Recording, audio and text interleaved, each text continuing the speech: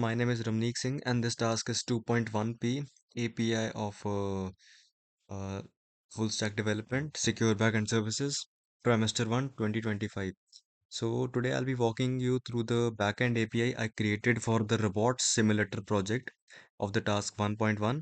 So, this API basically implements several endpoints related to the robot commands and robot map management. So the main goal of this prototype is to showcase how we can interact with the robot through commands and manage the robot's environment via grid map. So the backend is built using the minimal API approach in .NET, and I'll demonstrate the functionality of API as well as I'll walk you through the key points of the code. So let's just run this first.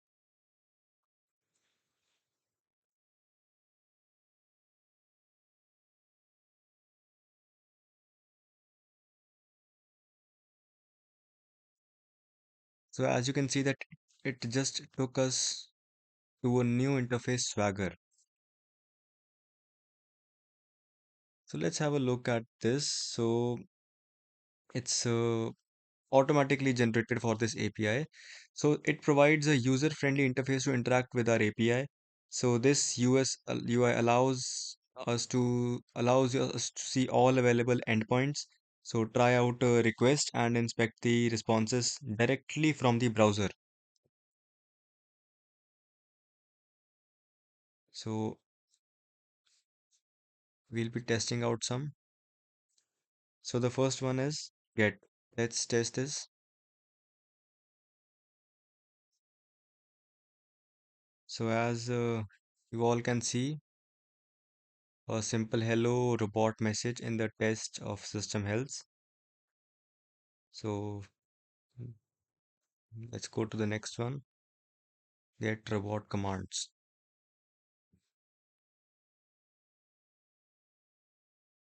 So since we have tried it out, as you can see, the response includes array of robot commands. So right now they are the placeholders because no commands have been added yet. So the response is structured with an ID type and action of each command. So now coming to post robot commands endpoint. So let's now add a new command using post robot commands. This is where we can define a new command with a specific parameter like type and action. Let's check this out.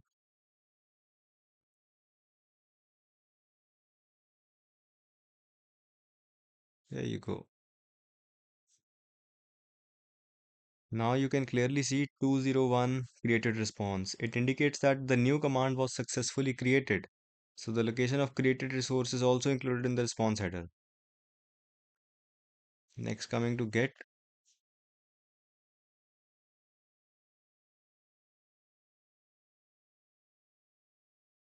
So it will basically retrieve the command we just added, displaying its ID type and action. So let's explore the robot environment using get robot map or commands.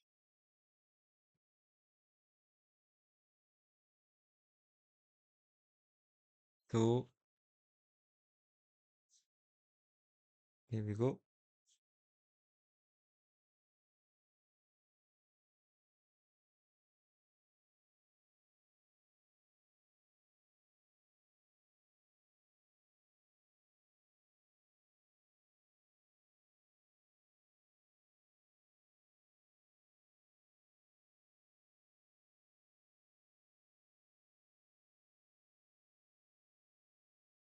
So after trying this out,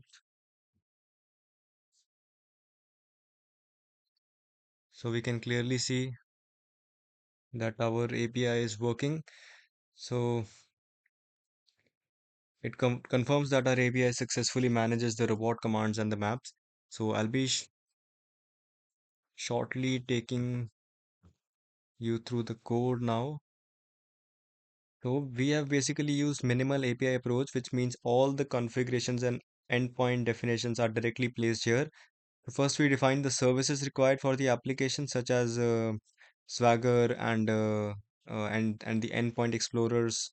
So uh, Swagger basically allows us to easily document and interact with the API. So now you can see various points. Swagger,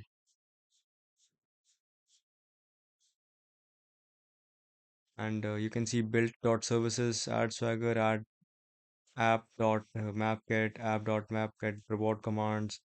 So these all are basically implemented on the robot, and it's directly interacting with the API we just created.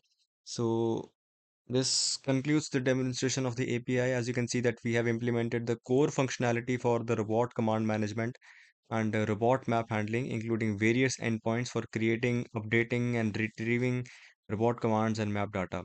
So this represents the first iteration of the system and can be expanded further by additional functionality and refining the design.